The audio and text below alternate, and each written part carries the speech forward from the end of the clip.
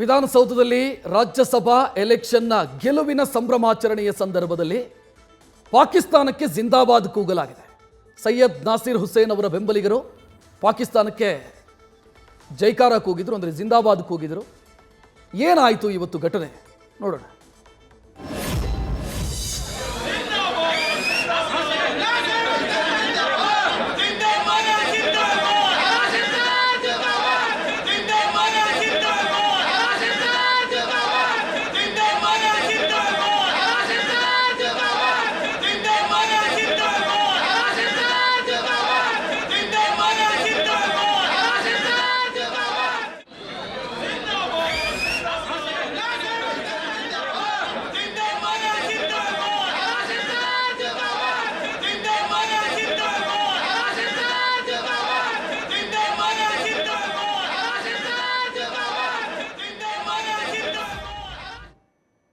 ಪಾಕಿಸ್ತಾನ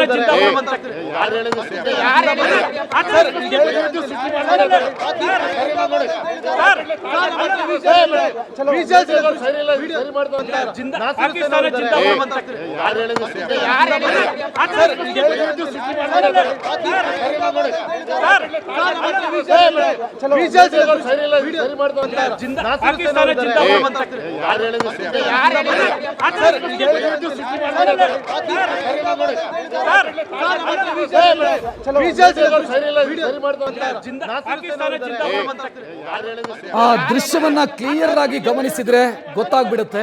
ಆರಂಭದಲ್ಲಿ ಜಿಂದಾಬಾದ್ ಜಿಂದಾಬಾದ್, ನಾಸಿರ್ ಹುಸೇನ್ ಜಿಂದಾಬಾದ್ ಅಂತ ಘೋಷಣೆ ಇರುತ್ತೆ. ತಕ್ಷಣ ಜಿಂದಾಬಾದ್ ಜಿಂದಾಬಾದ್, ಪಾಕಿಸ್ತಾನ್ ಜಿಂದಾಬಾದ್ ಅಂತ ಘೋಷಣೆ ಬದಲಾಗುತ್ತೆ. ಸೊ ಇದೇ ಪ್ರಶ್ನೆಯನ್ನ ಯಾಕೆ ಈ ರೀತಿ ಆಯಿತು ಅನ್ನೋ ಪ್ರಶ್ನೆಯನ್ನ ನಾಸಿರ್ ಹುಸೇನ್ ಅವರ ಬಳಿ ಕೇಳಿದಾಗ, ಇಲ್ಲ ರೀ ಅಂಥದ್ದೇನೂ ಆಗಿಲ್ಲ ಅಂತ ಹೇಳಿ ರೇಗ್ತಾರೆ. ಮಾಧ್ಯಮದ ವಿರುದ್ಧ ಆಕ್ರೋಶ ವ್ಯಕ್ತಪಡಿಸಿದ್ದನ್ನು ನೋಡ್ತಾ ಇದ್ದೀರಿ, ರೇಗೋದನ್ನ ಗಮನಿಸ್ತಾ ಇದ್ದೀರಿ. ಮೈಕ್ ಅನ್ನ ನೂಕಿ ಆಕ್ರೋಶ ವ್ಯಕ್ತಪಡಿಸ್ತಾರೆ.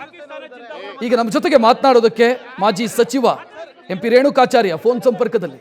ರೇಣುಕಾಚಾರ್ಯ ಅವರೇ ನಮಸ್ಕಾರ. ಅಂದು ಮೊದಲನೇ ರಿಯಾಕ್ಷನ್, ಇದು ಬಹಳ ದೊಡ್ಡ ಅಕ್ಷಮ್ಯ ಅಪರಾಧ, ದೇಶದ್ರೋಹದ ಮಾತುಗಳನ್ನಾಡಿದರೆ ಯಾರು ದೇಶದ ಪರವಾಗಿ ಮಾತಾಡ್ದ ಅವರು ನಾವು ಒಪ್ಕೊಳ್ತೀವಿ. ದೇಶ ವಿರುದ್ಧವಾಗಿ ಪಾಕಿಸ್ತಾನ ಜಿಂದಾಬಾದ್, ಯಾರು ನಾಸಿರ್ ಒಬ್ಬನ ಗೆದ್ದಾಗ ಕಾಂಗ್ರೆಸ್ ಜಿಂದಾಬಾದ್, ಅವ್ರ ನಾಯಕರು ಜಿಂದಾಬಾದ್ ಅಲ್ಲಿ ಪಾಕಿಸ್ತಾನ ಜಿಂದಾಬಾದ್, ಇದು ಸಹಿಸಕಾಲ. ಮೊದಲು ನಾನೇ ಸಿದ್ದರಾಮಯ್ಯನವರು, DK ಶಿವಕುಮಾರ್ ಅವ್ರು ಕ್ಷಮೆ ಕೇಳ್ಬೇಕು. ಯಾಕಂದ್ರೆ ಅಂಥವ್ರು ಟಿಕೆಟ್ ಕೊಡ್ತಾರೆ, ಅಂಥವ್ರು ಬೆಳೆಸ್ತಾರೆ, ಅಂಥವ್ರು ಮನೆ ಬಾಗಿ ಹೋಗ್ತಾರೆ, ತಂಡಲ್ಲಿ ಗುಂಡಿಟ್ಟು ಹೊಡಿಬೇಕು. ಇದು ನನ್ನ ಮೊದಲನೇ ಅಭಿಪ್ರಾಯ. ಸಹಿಸಕಾಲ ಇದನ್ನ ಏನು ಹುಡುಗಾಟ ಆಡ್ತಾರ, ರಾಜಕಾರಣ ಮಾಡಲಿ, ಬೇಡ ಅನ್ನಲ್ಲ. ಆಡಳಿತ ಪ್ರಜಾತಂತ್ರ ವ್ಯವಸ್ಥೆ, ಆಡಳಿತ ಪಕ್ಷ ಪ್ರತಿಪಕ್ಷ ಇರುತ್ತೆ, ಅವ್ರ ಸಂಖ್ಯಾಬಲ ಇದೆ. ಈಗ ಗೆದ್ದಿದ್ದಾರೆ, ಅದ್ರ ಬಗ್ಗೆ ನಮ್ದೇನ ಇದಿಲ್ಲ, ಸೋಲು ಗೆಲುವು ಇರುತ್ತೆ. ಸಂಖ್ಯಾಬಲ ಮೇಲೆ ಗೆದ್ದಿದ್ದಾರೆ.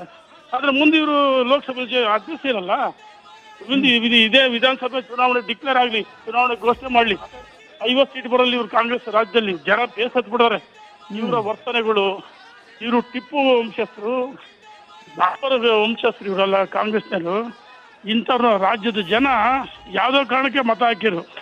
ಅದು ಈಗ ಜನ ಪಶ್ಚಾತ್ತಾಪ ಮಾಡಿ ಇಂಥವ್ರಿಗೆ ಮತ ಕೊಟ್ಟವಲ್ಲ ಜನ ಪಶ್ಚಾತ್ತಾಪ ಪಡ್ತಾ ಇದ್ದಾರೆ. ಸಹಿಸಕಾಲ. ಲೋಕಸಭೆಯಲ್ಲಿ ಅತಿ ಹೆಚ್ಚು ಸ್ಥಾನ ಗೆಲ್ತೀವಿ, ಕರ್ನಾಟಕದಲ್ಲಿ 22 ಸ್ಥಾನ ಗೆಲ್ತೀವಿ. ಅಲ್ಲ ಅದು ಬಿಡಿ, ಅದು ನಿಮ್ಮದು ರೇಣುಕಾಚಾರ್ಯ ಅವರ. ನನಗೆ ಪ್ರಶ್ನೆ ಇರೋದಿಲ್ಲಿ ಶಕ್ತಿ ಸೌಧ, ರಾಜ್ಯದ ಶಕ್ತಿ ಸೌಧ, ವಿಧಾನಸೌಧದಲ್ಲಿ ನಿಂತ್ಕೊಂಡು ಈ ರೀತಿ ಘೋಷಣೆ ಕೂಗ್ತಾರೆ ಅಂತಂದ್ರೆ ಇದು ಇಂಟೆನ್ಷನಲಿ ಮಾಡಿರೋದು, ಅಂದ್ರೆ ಅಹಂಕಾರದ ಪ್ರದರ್ಶನ. ಇದು ನಮ್ಮನ್ನು ಏನು ಮಾಡೋದಕ್ಕಾಗಲ್ಲ ಅಂತ.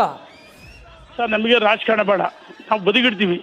ಫಸ್ಟ್ ಇಂಥವ್ರನ್ನ ಗುಂಡಿಟ್ಟು ಹೊಡಿಬೇಕು. ಯಾರು ಹೆಂಗಾದ್ರು ವಿಸಲ್ಸ್ ಇದೆ, ಯಾರು ಕೂಗಿದ್ದಾರೆ ಅವ್ರು ಬಂಧಿಸ್ಬೇಕು ಅವ್ರನ್ನ. ಈ ಮುಖ್ಯಮಂತ್ರಿ ಮತ್ತು DK ಶಿವಕುಮಾರ್ ಕಾಂಗ್ರೆಸ್ ಅಧ್ಯಕ್ಷರು ಬಂಧಿಸಿ ಅವ್ರನ್ನ ಸಕ್ಕ ಪಾಠ ಕಲಿಸ್ತಾ ಇದ್ರೆ ನಾಳೆ ಬೀದಿಗಳು ನಿಂತಿರೋದು ಹೋರಾಟ ಮಾಡ್ತೀವಿ ಅಂತೇಳಿ ನಾನು ಎಚ್ಚರಿಕೆಯನ್ನು ಕೊಡ್ತಿದ್ದೀನಿ ಕಾಂಗ್ರೆಸ್ ಮುಖಂಡರಿಗೆ.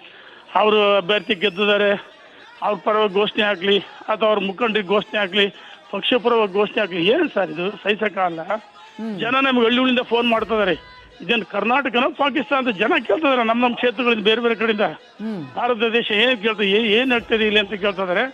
ಅದಕ್ಕೋಸ್ಕರ ನಾನು ಈ ಸರ್ಕಾರಕ್ಕೆ ಒತ್ತಾಯ ಮಾಡ್ತೀನಿ, ಬಂಧಿಸ್ಬೇಕು.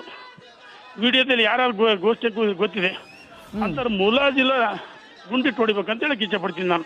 ಥ್ಯಾಂಕ್ ಯು ರೇಣುಕಾಚಾರ್ಯ ಅವರು ನ್ಯೂಸ್ ಫಸ್ಟ್ ಜೊತೆಗೆ ಮಾತನಾಡಿದ್ದಕ್ಕೆ. ನ್ಯೂಸ್ ಫಸ್ಟ್ ನಿರ್ಭೀತಿಯಿಂದ ನಿಮ್ಮ ಪರವಾಗಿ.